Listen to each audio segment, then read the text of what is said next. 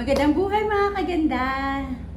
It's me, Ana Luisa Cruz MP. In today's vlog, gagawa po tayo ng face mask na gawa po sa moringa powder. Ayan. So, ito ay para sa mga sensitive skin at dry skin. Pero bago po ang lahat, kinakailangan maghugas po muna tayo ng ating mukha.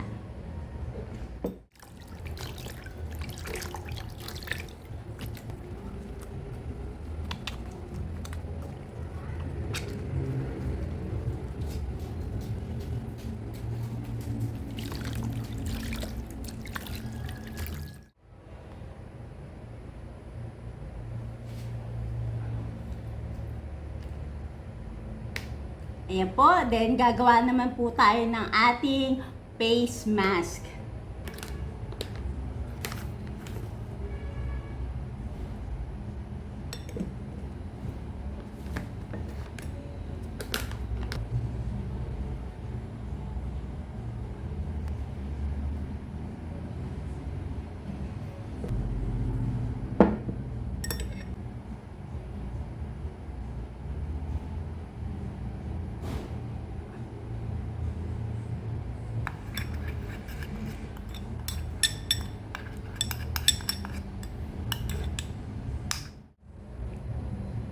Mag-a-apply na po tayo ng ating face mask na moringa.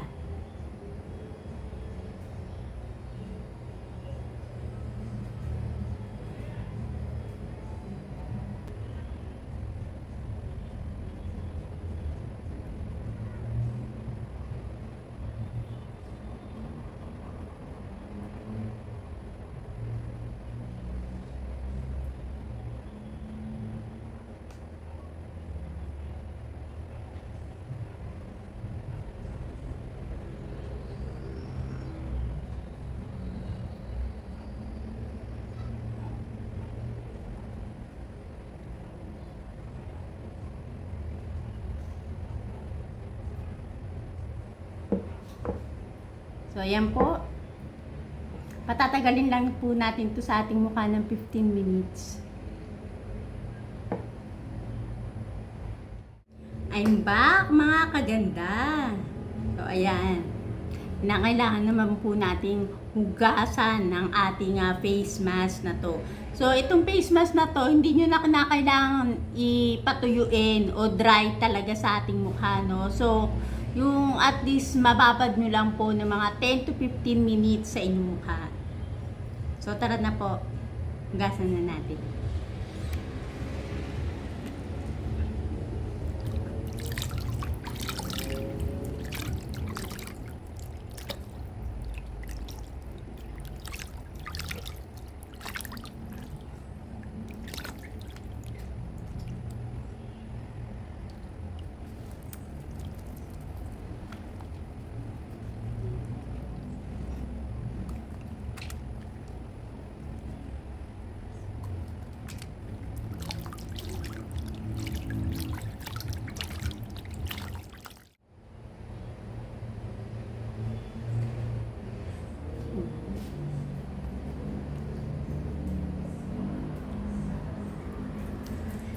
So, ayan. Diba? Ang ganda na sa ating mukha. Fresh na fresh ang feeling. So, alam nyo naman po ang moringa. So, diba? Sinasabi nga nila yung malunggay, yan yung miracle tree. Dahil napakadami pong benefits nito. Diba? Hindi lang yung pagka iniinom mo, tinitake mo inside. Pwede rin itong gamitin sa labas, diba? Ayan, sa ating skin. Lalo na yung may mga pimples. Ayan, kasi madali siyang makapag-dry out. Diba? Kung wala po kayong moringa powder or ano, hindi po kayo makakabili nung ano na siya, naka-powder form na siya. Pwede naman po yung malunggay leaves talaga mismo, yung dahon. So, ang gagawin nyo lang po, didikdikin nyo lang po yun.